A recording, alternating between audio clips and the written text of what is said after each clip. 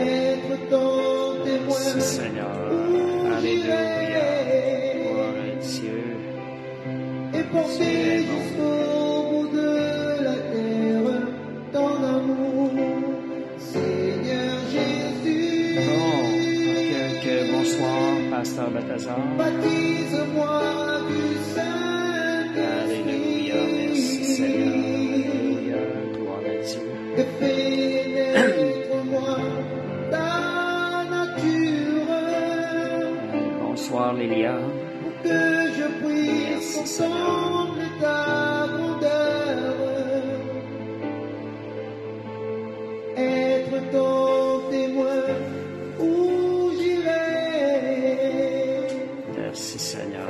Et porter jusqu'au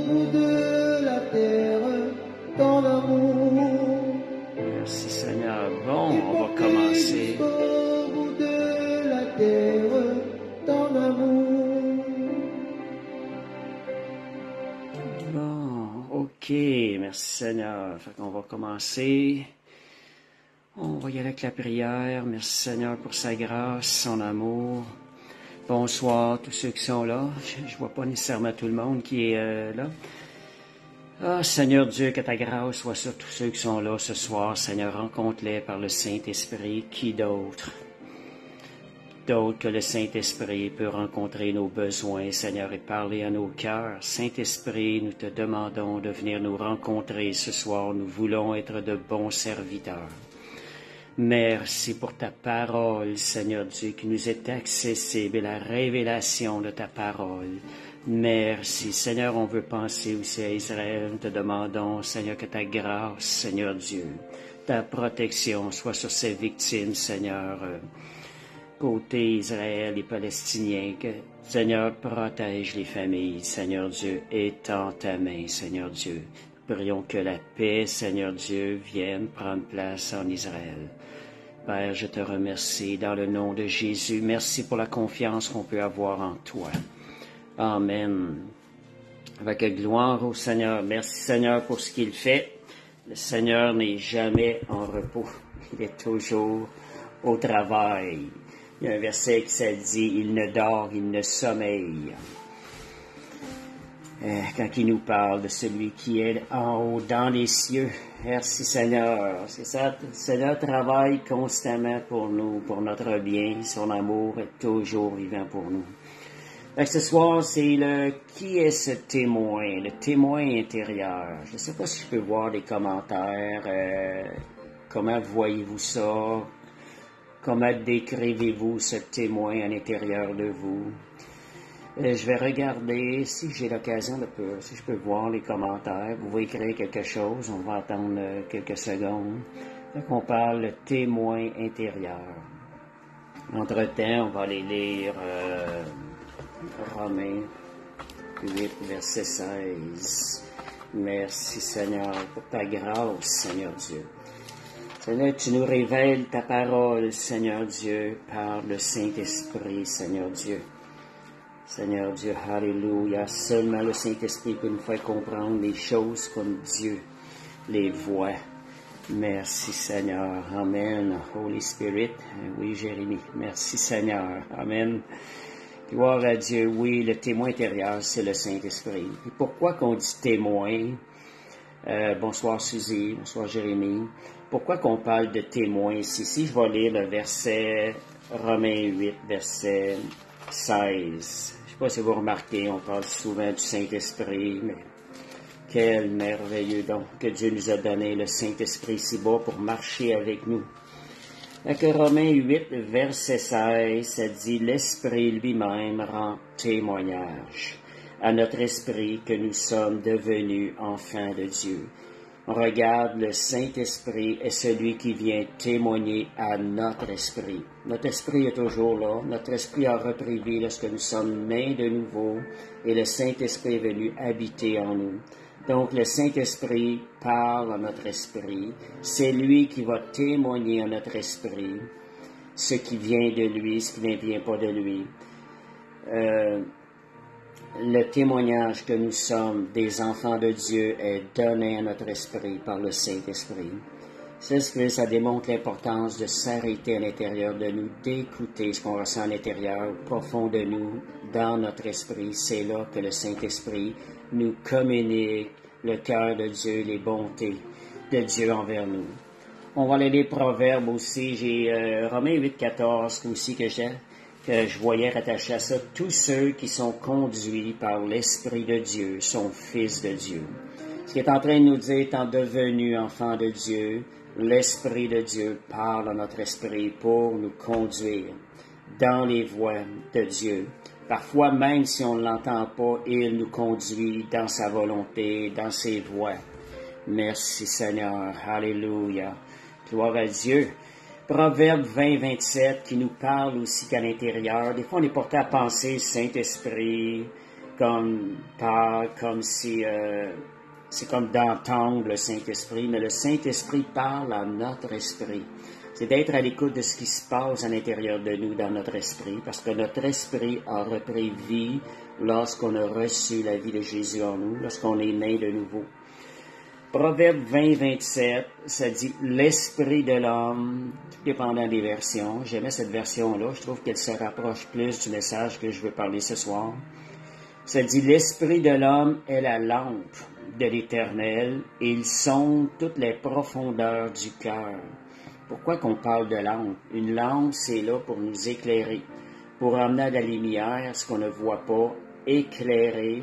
Ça nous montre les choses qu'on ne pouvait pas voir avant parce que la lumière se fait. Donc, l'esprit de l'homme, c'est de là qu'on va voir. Avec l'Esprit de Dieu qui est en nous, on va être capable de voir, d'entendre ce que le Saint-Esprit a pour nous. Donc, le Saint-Esprit, de ses fonctions, c'est de nous guider, nous éclairer à travers notre esprit. Il est notre assistant. Étant des enfants de Dieu, on peut s'attendre à être conduit par l'Esprit de Dieu. C'est ce qu'on a lu tantôt dans le verset 14. Dieu ne nous guide pas par nos sens, nos corps et nos émotions, mais Dieu nous guide par notre esprit. C'est de là qu'il faut faire attention des fois. Est-ce que parfois nous répondons à nos émotions, ce que on appelle ça bien souvent la chair. Les émotions sont très près de la chair. Est-ce que ce sont nos sens, notre logique, nos 5 sens physiques qui nous fait prendre des décisions, qui nous conduisent? Est-ce que ce sont ce que nos corps disent? Parfois, on peut sentir des douleurs dans notre corps, il faut apprendre. Il faut réaliser que c'est pas le corps que le dernier mot, c'est notre esprit à l'intérieur qui doit nous conduire, en communion avec le Saint-Esprit qui doit nous conduire. Sur quoi se basons-nous pour prendre nos décisions, pour servir le Seigneur? Donc, Dieu nous guide dans notre esprit, par son esprit qui nous parle. L'esprit doit diriger sur les émotions, qui doit dicter. L'esprit dirige sur les émotions et les sentiments, notre âme, et notre âme doit dicter aussi notre corps, et non le contraire. Si on regarde 1 Thessaloniciens 5, 23. 1 Thessaloniciens 5, 23. On va aller lire ça. C'est très important ce verset-là, comprendre notre être. Donc, 1 Thessaloniciens 5, 23, ça nous dit que le Dieu de paix nous sanctifie lui-même tout entier et que tout notre être, corps, âme et esprit, soit conservé, irrépréhensible lors de l'avènement de notre Seigneur. Je ne sais pas si vous êtes d'accord avec moi avec ce que je viens de lire. Que tout notre être, corps, âme et esprit, soit conservé, irrépréhensible. Je ne sais pas si tout le monde est d'accord. Tout le monde est d'accord. Mais en réalité, j'ai inversé. J'ai inversé le texte. On est porté à être terrestre, nous autres. On est porté à dire corps, âme et esprit. Mais la parole de Dieu nous dit bien que c'est l'esprit. Esprit, âme et corps soient restés, soient conservés, irrépréhensibles. Il faut apprendre à être plus spirituel, se considérer, réaliser que nous sommes premièrement un esprit qui a une âme et qui vit dans un corps. Comment la tendance est de penser le contraire. Si on ne s'arrête pas, on est porté à dire corps, âme et esprit. On est plus conscient de notre corps que de notre esprit. Mais étant né de nouveau, notre esprit a repris vie. Nous devrions vivre avec la conscience que nous sommes un esprit et de marcher selon l'Esprit de Dieu. Donc, l'Esprit dirige sur les émotions et les sentiments sur l'âme qui doivent dicter notre corps. Des fois, on parle de guérison. Il est bon de confesser la guérison. Nos corps, c'est pas le dernier mot, c'est ce que la parole de Dieu dit que nous sommes, qui est le dernier mot sur nos corps. Merci Seigneur parce que tu m'as guéri. On sent des fois la douleur. Seigneur, merci parce que tu m'as guéri. C'est ta parole qui le dit. Les symptômes ne sont pas, mais c'est la vérité. Et lorsqu'on proclame la parole de Dieu, elle prend vie à l'intérieur de nous. Merci Seigneur. Fait que l'homme a un esprit éternel. Philippiens 1, 23, 24. Philippiens 1, 23, 24.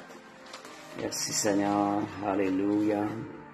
Philippiens 23, 24. Gloire à Jésus. Alléluia. Philippiens 1, 23 à 24. Si on regarde, je suis pressé des deux côtés, j'ai le désir de m'en aller et d'être avec Christ, ce qui est de beaucoup le meilleur. Mais à cause de vous, il est plus nécessaire que je demeure dans la chair. Donc, l'homme a un esprit éternel. Paul est conscient qu'il vit dans un esprit éternel. Il aimerait aller dans l'autre monde, sachant que son esprit ne meurt pas, mais qu'il va continuer à vivre dans l'autre monde. Donc, l'homme a été créé à l'image de Dieu, et Dieu est un esprit. Dieu est esprit. Genèse 1, 26, 27. On va aller voir plutôt Jean 4, 24. Jean 4, 24. Fait que ce que je suis en train de dire, c'est que l'homme a été créé à l'image de Dieu. Dieu est un esprit. Jean 4, 4, ça dit, comme il fait les... j'ai peut-être pas la bonne. Jean 4, 24. Dieu est esprit, il faut que ceux qui l'adorent en esprit et en vérité. Puisqu'on va réaliser qu'on est premièrement un esprit, on va s'approcher de Dieu davantage, on va être capable de l'adorer en esprit et en vérité, parce que la Bible parle que ce sont les tels adorateurs que le Père désire. Donc, il y a l'homme extérieur, notre habitation, et il y a l'homme intérieur. L'homme intérieur qui est notre vrai moi. 2 Corinthiens 4, 16. Notre corps présent jamais a été dans le plan de Dieu. C'est ça. On sait que notre corps subit la corruption. C'était pas dans le plan de Dieu initial. 2 Corinthiens 4, 16. Merci Seigneur. Alléluia. Fait que, car c'est pourquoi nous ne perdons pas courage, et lors même que notre corps extérieur se détruit, notre homme intérieur se renouvelle de jour en jour. Fait que ça vient confirmer ce que notre pasteur disait.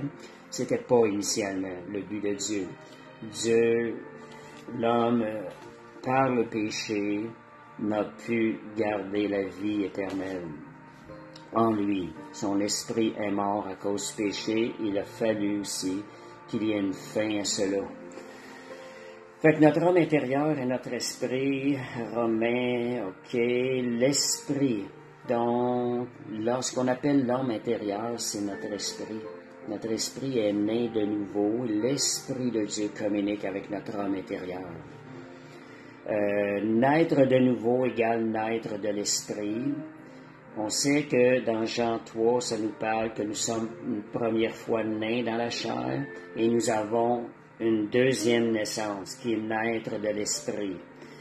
Donc, quand on dit naître de l'esprit, on parle des fois de recevoir Jésus dans notre cœur, mais en réalité, on reçoit la présence de Jésus. Jésus et le Père Céleste viennent habiter dans notre esprit. Et nous pouvons entendre l'Esprit de Dieu aussi. Donc, ça, on dit dans notre cœur, c'est dans notre être en quelque sorte, puis la réalité plus spécifique, c'est dans notre esprit.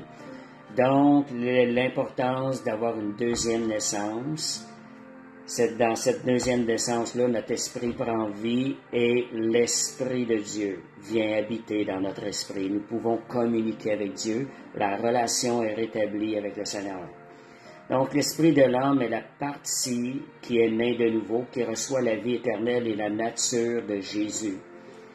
L'esprit est sauvé. On sait que l'âme et le corps est en transformation, je dirais en mode sanctification. Pierre dit l'homme est caché dans le cœur, remplacer cœur par esprit pour mieux comprendre. 1 Pierre 3, 4, on va aller voir, des fois la parole de Dieu, c'est bon de voir le sens, on peut remplacer cœur par esprit à certains moments donnés. 1 Pierre 3, verset 4. 1 Pierre 3, verset 4. Mais la parure intérieure est cachée dans le cœur, la pureté incorruptible d'un esprit doux et paisible qui est d'un grand prix devant Dieu. Merci Seigneur. Donc, la conscience de notre esprit, est-ce que nous sommes plus conscients au niveau corps ou au niveau spirituel, esprit? Est-ce qu'on est plus conscient que nous sommes un esprit, premièrement, et non pas notre corps physique qu'on voit devant nos yeux régulièrement. Donc, c'est de se tenir dans la parole de Dieu, réaliser la vérité et d'être à l'écoute constamment à l'Esprit de Dieu, d'être à l'écoute, notre petite voix intérieure, le témoin intérieur.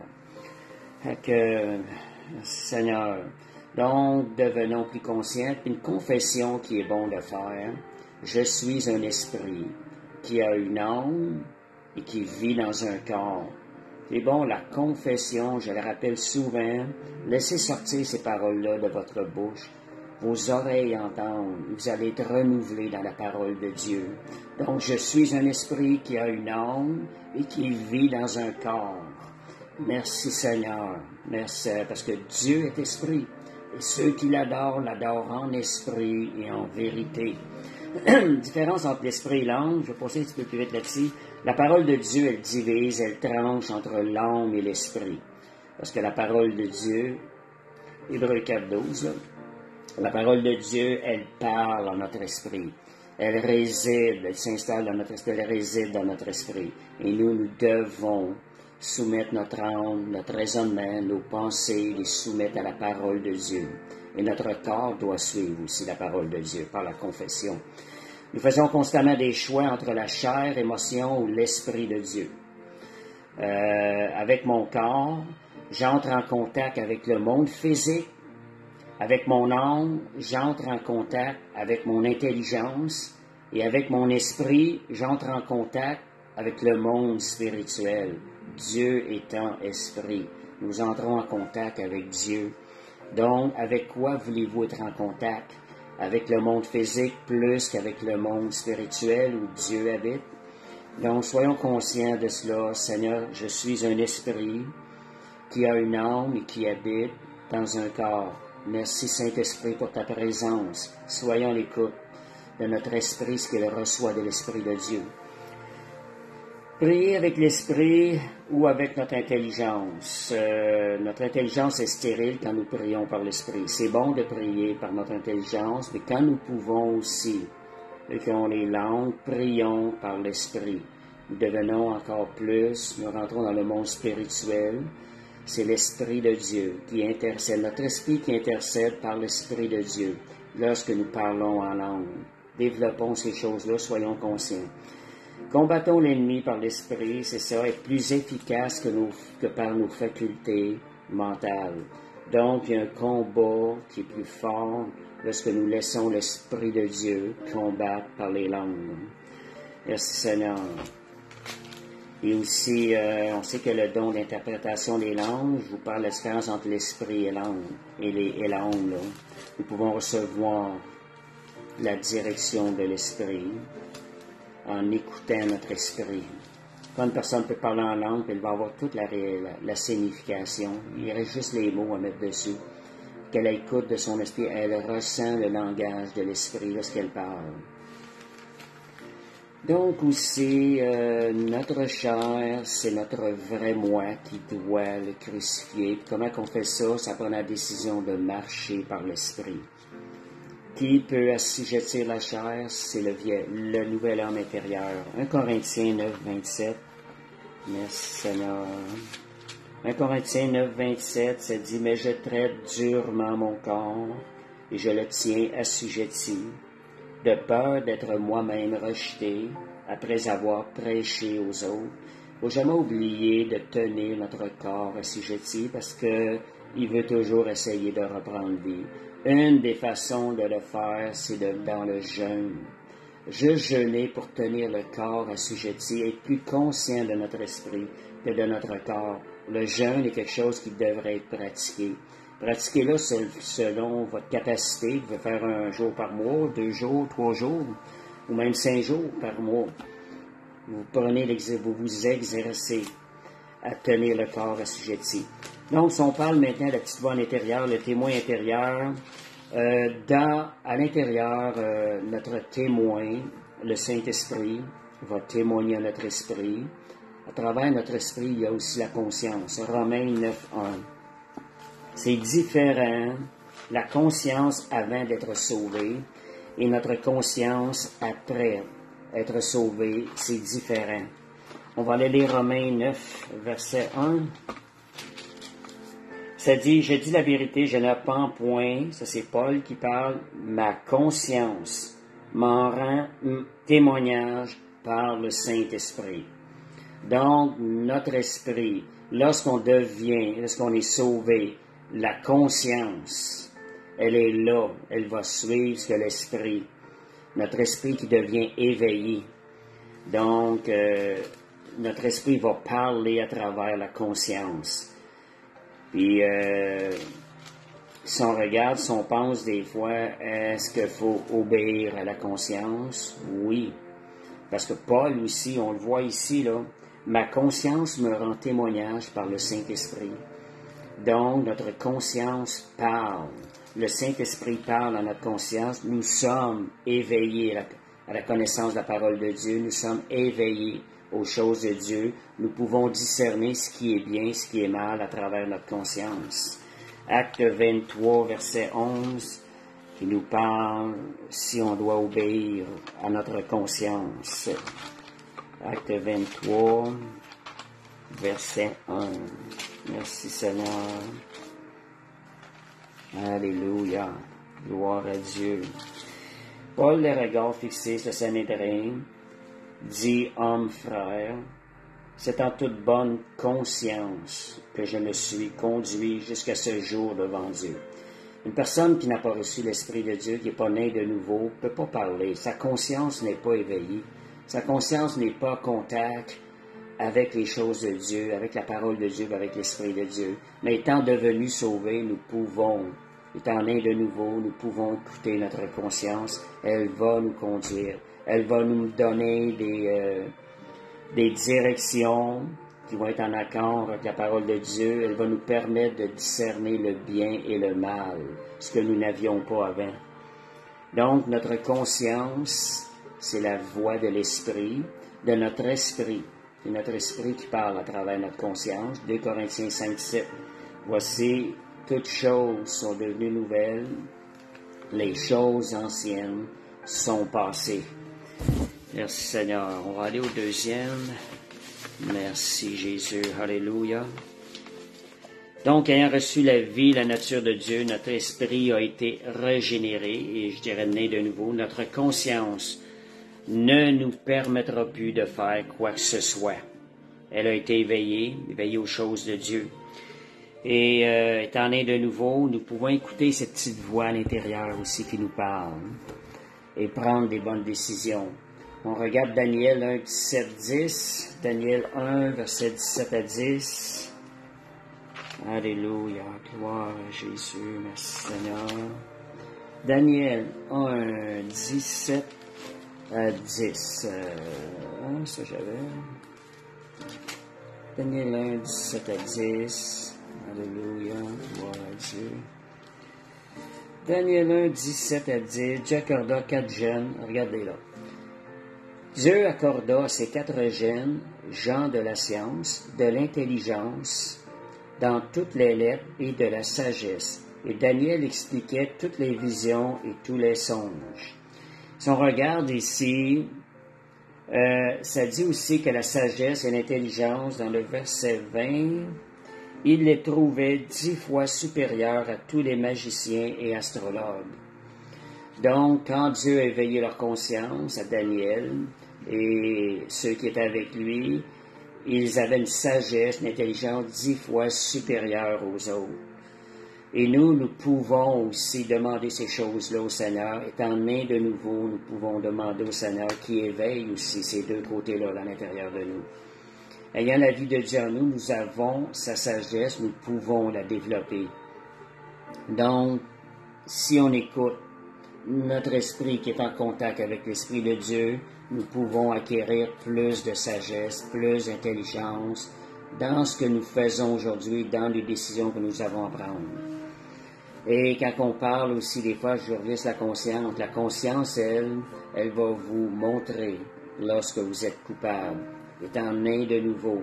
Elle va éveiller le sentiment de culpabilité quand ce n'est pas bien. c'est elle qui va l'éveiller. Et on peut aussi endormir cette conscience-là. Fait que c'est important de, dès que notre conscience nous dit que quelque chose n'a pas été bon, tout de suite se tourner vers le Seigneur afin de ne pas endormir cette conscience-là. De dire, Seigneur, j'emmène ça au pied de la croix. Seigneur, je te demande pardon. Seigneur, je veux faire ta volonté. Et 1 Jean 3, verset 20-21. 1 Jean 3, verset 20-21.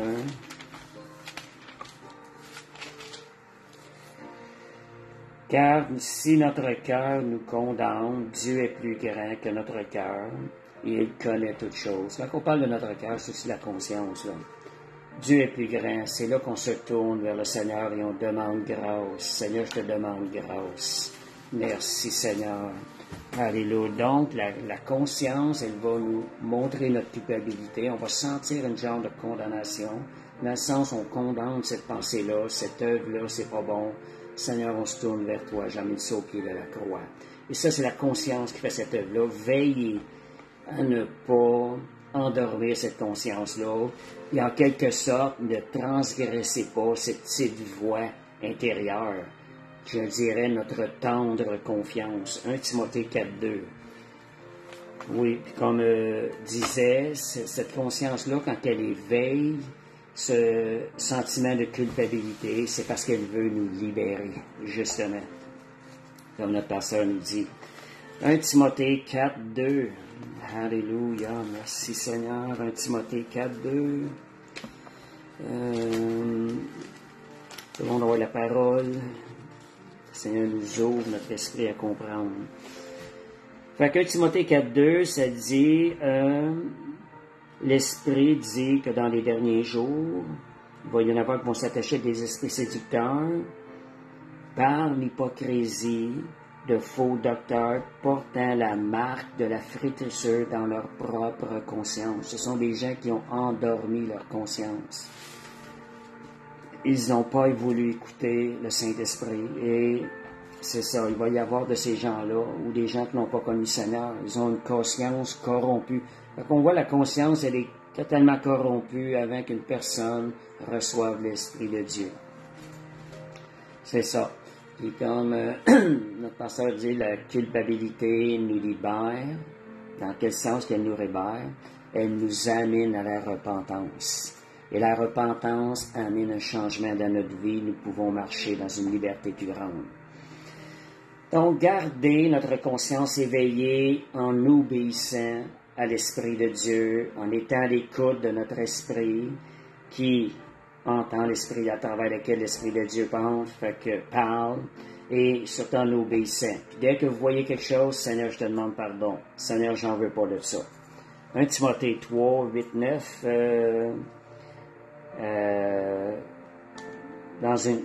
il parle des diacres conservant le mystère de la foi dans une conscience pure. Fait qu'on voit, même la parole nous dit, garder une conscience pure. C'est quelque chose qu'il faut veiller. Puis ça, on va y veiller par l'obéissance. Et dès qu'on a un petit flag, on a une petite affaire, on va au pied de la croix. Seigneur, j'emmène ça au pied de la croix. Donc, les sentiments sont la voix du corps, la raison est la voix de l'âme. Mais la conscience est la voix de l'esprit. Même si notre corps ne ressent rien, confessez ce que la parole de Dieu déclare. Ça, je disais tantôt. Notre esprit, lui, il réagit à la parole. Notre corps, on ne ressent pas, on ressent des douleurs, mais Seigneur, mais on confesse ce que ta parole dit. Notre esprit, lui, entend la parole de Dieu et réagit à la parole de Dieu. Peut-être qu'on ne le ressent pas dans notre corps, mais l'Esprit de Dieu va emmener la guérison dans notre corps, va emmener la liberté et ces choses-là. Fait que, donc, en allant un petit peu plus loin, en parlant de témoin intérieur, je pensais beaucoup à ça dernièrement, on veut connaître la volonté de Dieu. Des fois, on se demande comment discerner la volonté de Dieu. Seigneur, Seigneur, je veux faire ta volonté. Puis des fois, ça nous semble ardu, mais c'est beaucoup plus simple qu'on pense. C'est que la première des choses, la base du fondement, la base du bon fondement, c'est la parole de Dieu. La deuxième chose, pour être conduit par l'Esprit, c'est le témoignage intérieur. L'Esprit de Dieu témoigne à notre esprit que nous sommes enfants de Dieu. L'Esprit de Dieu doit toujours témoigner à notre esprit ce qui est bon. C'est ce qui va confirmer. Nous pouvons avoir d'autres choses qui nous dirigent, mais ce sont les deux bases pour pouvoir marcher dans la volonté de Dieu. Et je dirais, un chrétien ne doit pas chercher la direction à travers les prophètes. Combien on voit des chrétiens qui cherchent la direction à travers les prophètes? Ils bypassent le témoin intérieur, qui est l'Esprit de Dieu qui témoigne à notre esprit, qui doit témoigner. Ça, ce sont les deux bases. Et quand un prophète peut venir, des paroles qu'il peut donner, ça devrait témoigner ce que déjà votre esprit a reçu ou a entendu à travers les prophètes. Donc, faut pas, c'est bon les prophéties, c'est biblique, mais ça doit pas être la base de rechercher la volonté de Dieu. Et je dirais que ce n'est pas biblique de marcher par les prophéties. On sait on entend souvent parler de prophètes, de prophéties. Faut faire attention avec ça. Ces choses-là, avant de les recevoir, doivent être confirmées dans notre esprit, dans l'homme intérieur, avant d'y marcher pleinement. Donc, le ministère du prophète, c'est de confirmer ce que les gens ont déjà reçu dans leur propre esprit. C'est ça le ministère. Puis un prophète, la Bible dit examiner les prophéties. Ça veut dire que tout homme est sujet à se tromper, même le plus parfait prophète. Il est sujet à se tromper. Quand vous recevez la parole d'un prophète, examinez, allez voir, sondez dans votre esprit, par l'Esprit de Dieu, si ça vient témoigner le message que le Saint-Esprit a déjà commencé à nous donner à l'intérieur. Si on veut marcher d'une manière, sinon, attendez, laissez cette parole-là sur la tablette. Moi, je te laisse sa tablette de côté. Attendez que l'Esprit de Dieu vienne témoigner, oui. Oui, c'est ça. Je confirme ces choses-là. Le mot témoin est ça. C'est ça que je voyais, le mot témoin. Il va venir témoigner. Il va venir confirmer. C'est là que c'est vraiment ce qui est important, d'apprendre à développer. Cet esprit, je m'adresse à toi. Je te parle, on peut écrire sur la parole. On peut écrivez des fois dans un livre vos questions au Saint-Esprit. Vous allez voir que le Saint-Esprit est beaucoup plus proche puis il va vous répondre. Fait que la parole de Dieu dit, je reprends le verset, Romains 8, 14, ceux qui sont enfants de Dieu sont conduits par l'Esprit de Dieu. Je dirais, sont conduits par le témoin intérieur. Ils ne sont pas conduits par les prophètes. Soyez conduits par l'Esprit de Dieu et non par les prophètes, ni les rêves et les visions. De la même façon, les rêves doivent être mis devant le Seigneur, sondés par le témoin intérieur. Est-ce que ça vient vraiment de toi? Si on n'est pas prêt à le recevoir tout de suite, on peut le mettre de côté. Et le moment où notre esprit va témoigner, on reçoit ce qui vient de là. Donc, pour quelle raison aussi, une des raisons de base, pourquoi Dieu veut que ce soit le témoin intérieur, Dieu veut être en relation avec nous autres. Vous savez, des fois on peut avoir des rêves, des visions, entendre des prophètes, entendre tout ça sans être en relation avec le Seigneur. Mais le Seigneur, la base, il veut être en relation avec nous constamment. Ce qui veut dire que la parole de Dieu est un bon fondement, et le témoin est notre relation avec le témoin intérieur, notre écoute qu'on a ce qui se passe à l'intérieur. Cela va nous protéger, va nous permettre de prendre des bonnes décisions, parce que Dieu veut cette relation avec nous. Merci Seigneur. Donc, c'est pas... Oui, les prophètes, je suis pas contre ça, c'est très bon les paroles, c'est bon d'en avoir parce que ça confirme, ça vient solidifier notre foi, mais ça doit être jamais la façon primaire d'être dirigé. Et je dirais aussi quelque chose, ne frappons pas à la porte des hommes, des fois, pour pouvoir avoir un ministère, pour servir. Laissons plutôt les hommes frapper à la porte de notre cœur pour le servir. C'est ce qui veut dire, mettons notre confiance dans le Seigneur. Moi, il y a un moment donné, je chantais un feu à l'intérieur. Seigneur, je veux te servir. Seigneur, je veux te servir. Je chantais un feu à l'intérieur. C'était comme, là, ça brûlait toute la journée. Mais dans ma tête, j'ai dit, Seigneur, moi, je n'irai jamais vers les hommes. Tu vas les envoyer vers moi. 3 jours après, quelque chose qui s'était pas fait, ils sont venus vers moi. Ils m'ont demandé, on avait ça dans notre camp, on te demande si tu voudrais t'impliquer à cet endroit-là. Puis à ce moment donné-là, il n'y avait personne qui avait déjà fait ça. Fait que voyez, le Seigneur, c'est ce qu'il veut. Il veut qu'on dépende du Saint-Esprit. Donc, voyez, on frappe pas à la porte des hommes, on laisse les hommes frapper à la porte de notre cœur. Ça va me confirmer ce que le Saint-Esprit est venu déposer dans notre cœur. Merci Seigneur, alléluia. C'est sûr qu'avec la tendance que j'avais initialement quand j'ai commencé à servir, j'avais tendance à vouloir être à part. Fait qu'il a fallu que les gens viennent vers moi et m'ouvrent à la porte. Est-ce que je puisse servir? Parce que moi, j'avais tendance à rester à l'écart. Certaines personnes sont plus proactives, parce que là, il faut être plus prudent pour eux autres. Donc, merci Seigneur. Donc, soyons conduits par l'Esprit. Si le témoignage intérieur n'est pas déjà là, n'adhérons pas à ces choses. Attendons que le Saint-Esprit confirme ces choses-là. Mettons ça sur la tablette. Ézéchiel 36, 26, ça nous dit que je mettrai en vous un cœur nouveau et un esprit nouveau. Donc, demeurons en communion avec le Saint-Esprit.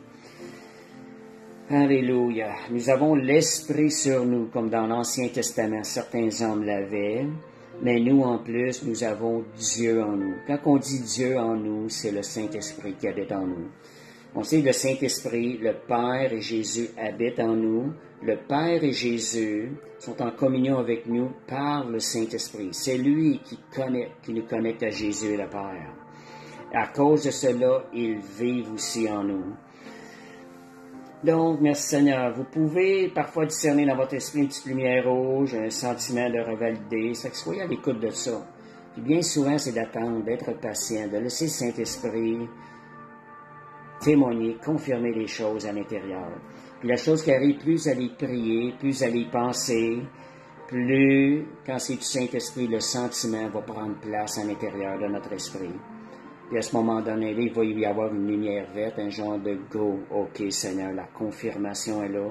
Je vais aller de l'avant. J'ai le témoignage de l'Esprit à l'intérieur qui me dit allez. Et il y a une différence entre arrêter, aller et arrêter, attendre et aller. Wow. Si on regarde arrêter, quand le Saint-Esprit dit arrêter, on arrête. On ne bouge plus dans la situation qui nous dit d'arrêter.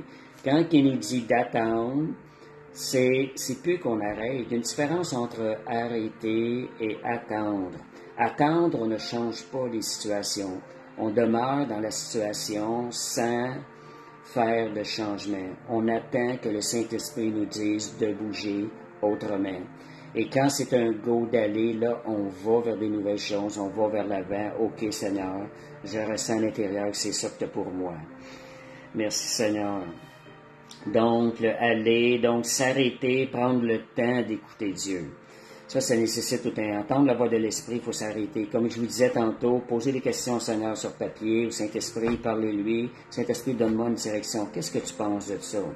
Qu'est-ce que tu penses de ça? Saint-Esprit va travailler à l'intérieur de nous. Il est fidèle.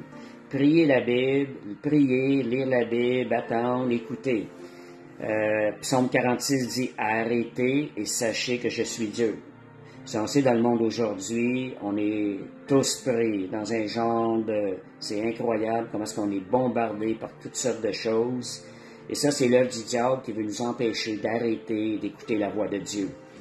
Fait qu'ici, c'est plus difficile aujourd'hui dans notre culture de s'arrêter d'écouter la voix de Dieu. Donc, n'agissons pas non plus avec précipitation. Ésaïe 28, il faut des fois arrêter les désirs de la chair qui veulent avancer. Seigneur, je vais m'attendre de toi.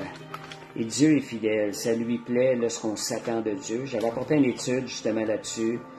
Attends-toi de Dieu. Donc, Ésaïe 28, on va aller dans Ésaïe 28. Ésaïe 28, 16. On va sauter, il me reste une page et demie. J'ai la moitié de mon étude de fait. Je pense qu'on va aller un petit peu plus vite. Ésaïe 28, 16, quand ça dit... Ésaïe 28, 16, OK. C'est pourquoi... Oh, 28-16, j'ai pas copié le bon verset.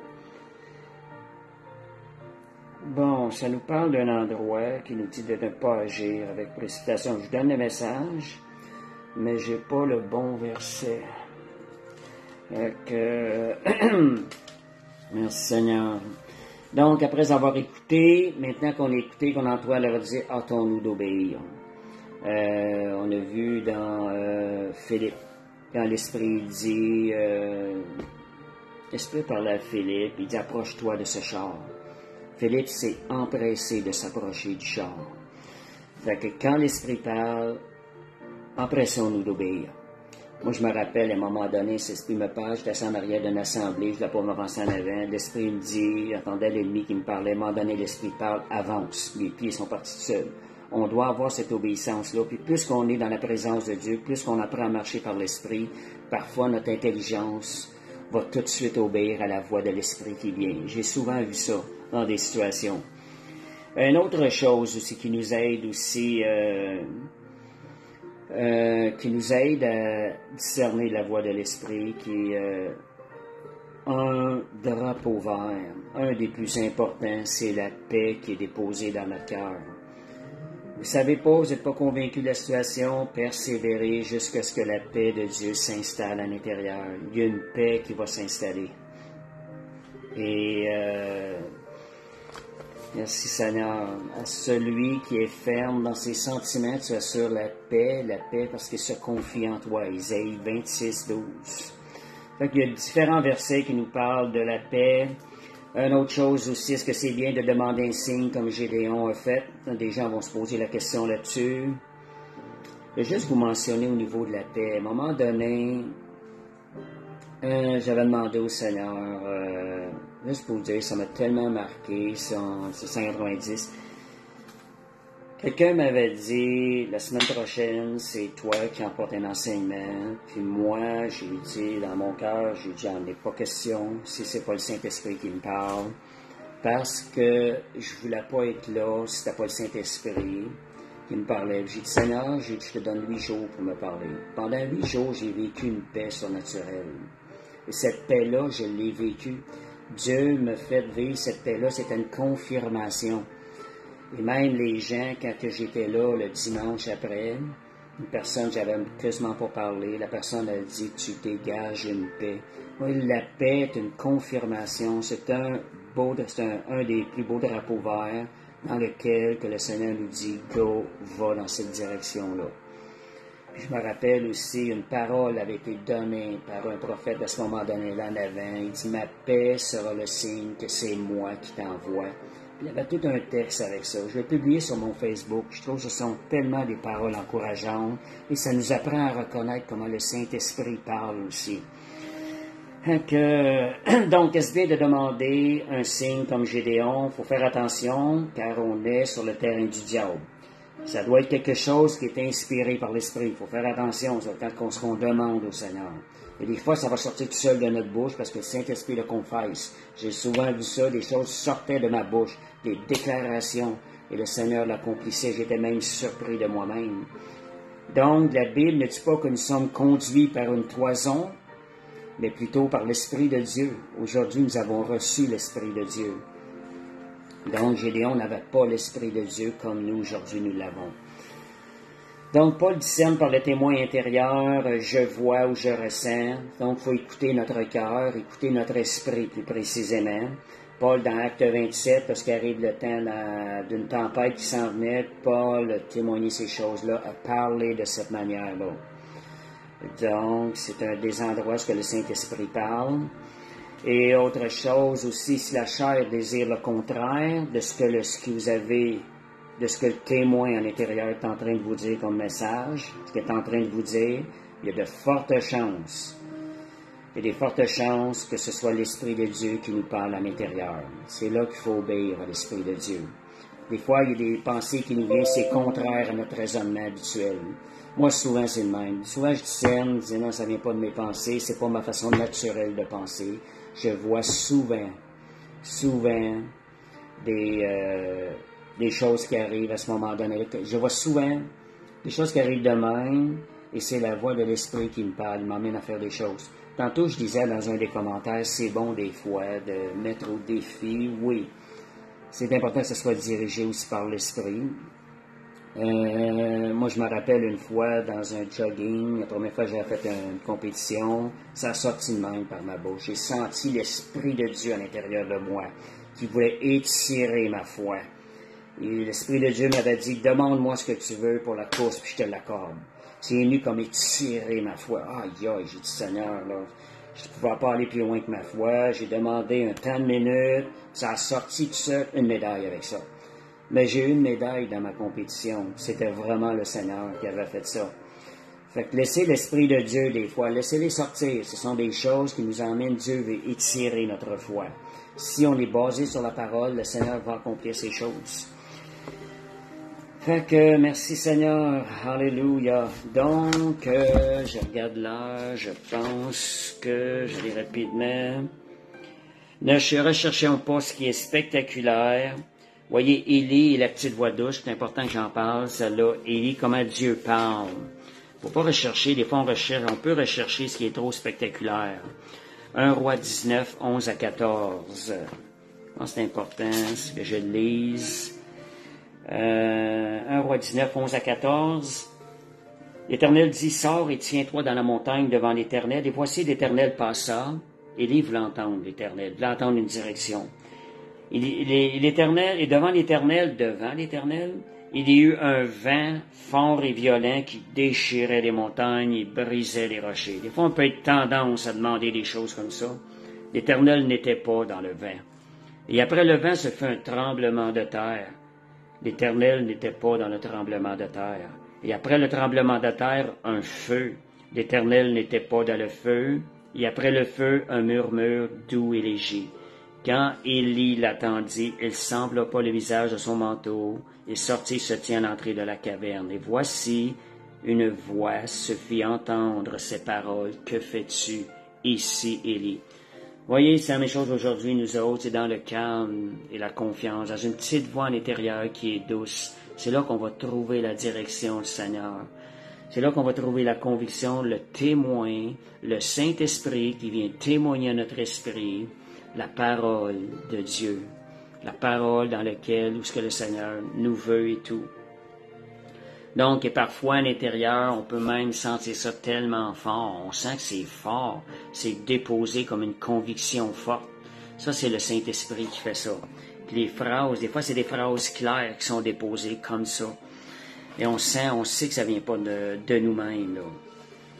Donc, ce que l'Esprit dit sera en ligne avec la parole de Dieu. Sinon, ce n'est pas l'Esprit de Dieu qui parle. Comme je dis, le fondement de la parole de Dieu, ne pas rechercher des voix, mais suivre la parole de Dieu. Sinon, il peut arriver que ce soit d'autres esprits qui nous parlent. Si on recherche à entendre des voix, si on focus trop sur ces choses-là.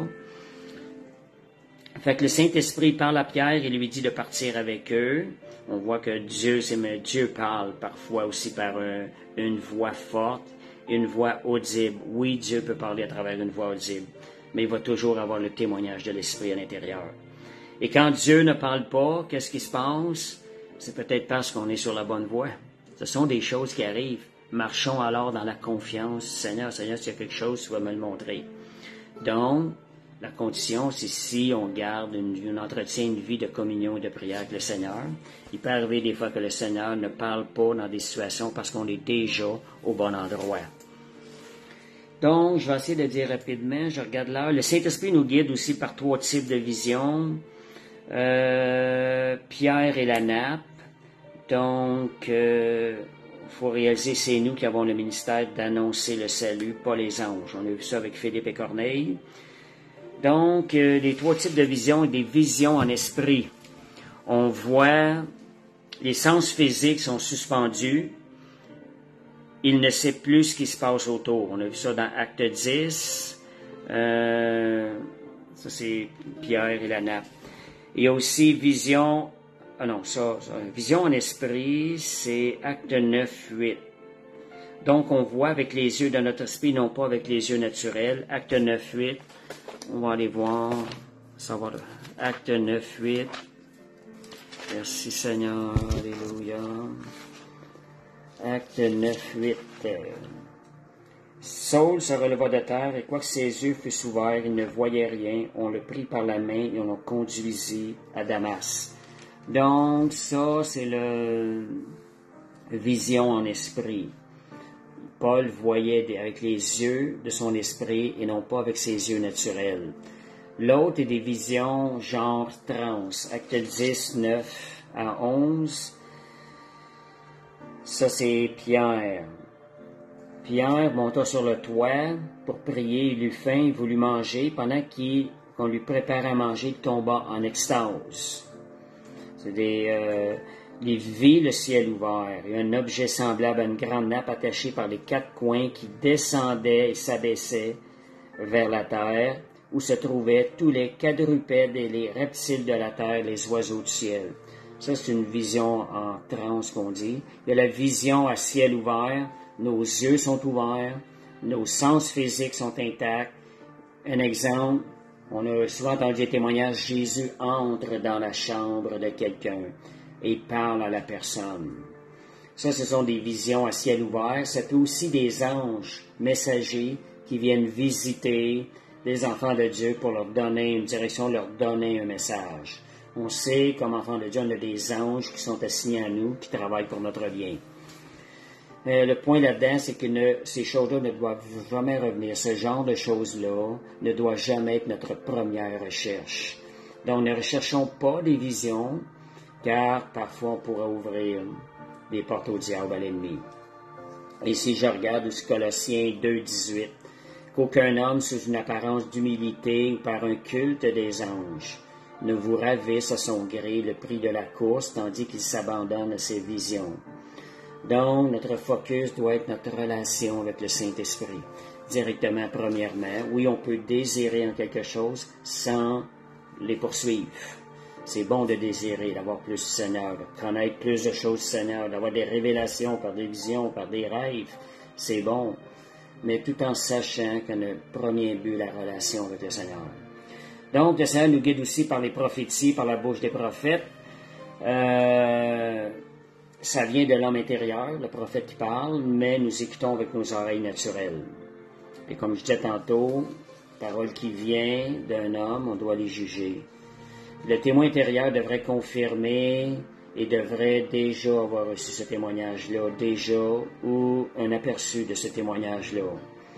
Donc, ne pas bâtir nos vies sur les prophètes, mais sur la parole de Dieu. Et on voit Acte 13, 1, 2, bien souvent, pendant qu'on est en train de faire le ministère, le Saint-Esprit va parler. Ça dit, pendant qu'ils servaient le Seigneur dans leur ministère, qu'ils jeûnaient, le Saint-Esprit dit, « Mettez-moi à part Barnabas et Saul pour l'œuvre à laquelle je les ai appelés. » Après avoir jeûné et prié, ils imposèrent les mains et les laissèrent partir. Donc, tout en travaillant, le Saint-Esprit dans l'œuvre va aussi parler. Aussi, une dernière chose que je vais mentionner, c'est les circonstances de notre vie. Il y a, des fois, si on veut savoir, beaucoup de choses, des fois, on va mettre, moi j'appelle ça mettre sa tablette à côté. Seigneur, c'est vraiment toi, on va voir l'accomplissement. On demeure dans l'espérance que le Seigneur confirme les choses. Un des endroits où Dieu va confirmer les choses, c'est dans notre marche par l'Esprit, dans les circonstances de la vie. La semaine passée, je disais, le Dieu que je sers n'est pas contrôlé par les circonstances, mais c'est lui qui contrôle les circonstances autour de nous pour notre bien. Si on garde notre foi dans ce que Dieu est souverain, qui nous dirige, nous conduit par l'Esprit, qu'on garde les yeux sur lui, les circonstances vont être une confirmation finale de l'accomplissement de la parole de Dieu. Donc, laissons l'accomplissement de la parole, de la promesse entre les mains du Seigneur. On a vu Joseph qui avait eu des rêves quand il était jeune. Il les a vus s'accomplir plus tard. Il les avait laissés l'accomplissement dans les mains du Seigneur. Lui n'a pas essayé de les accomplir. Donc, les circonstances vont confirmer les choses. Il y a des choses dans notre vécu actuel qui viennent confirmer l'état de la situation actuelle, si on est dans la volonté de Dieu ou pas. Fait que je vais arrêter là, parce qu'il est déjà 9 heures. Merci Seigneur. Alléluia. Merci Jésus. Je ne sais pas si ça vous a parlé, si ça vous a aidé. Fait que, merci Seigneur, Alléluia. S'il y en a qui ont des questions, je vais juste regarder. Oups, je vois pas nécessairement tous les commentaires. Merci Seigneur, Alléluia. Fait que, Seigneur, on te remercie pour la grâce. Merci pour ta parole. Seigneur Dieu, on veut être encore plus à l'écoute de ton esprit. Aide-nous, Seigneur. Rappelle-nous toutes ces choses-là. Seigneur, on veut être plus près de toi, Seigneur. Seigneur, on t'aime et on veut te servir. Merci pour la grâce de faire de nous Seigneur Dieu, de nous permettre de te servir de manière agréable par le Saint-Esprit qui nous a été donné. Seigneur, bénis chaque personne qui entend ce message, qu'elle puisse expérimenter cette semaine, Seigneur Dieu, une vision plus claire de la direction de l'Esprit. Merci, Seigneur. Amen. Merci, Seigneur. Alléluia.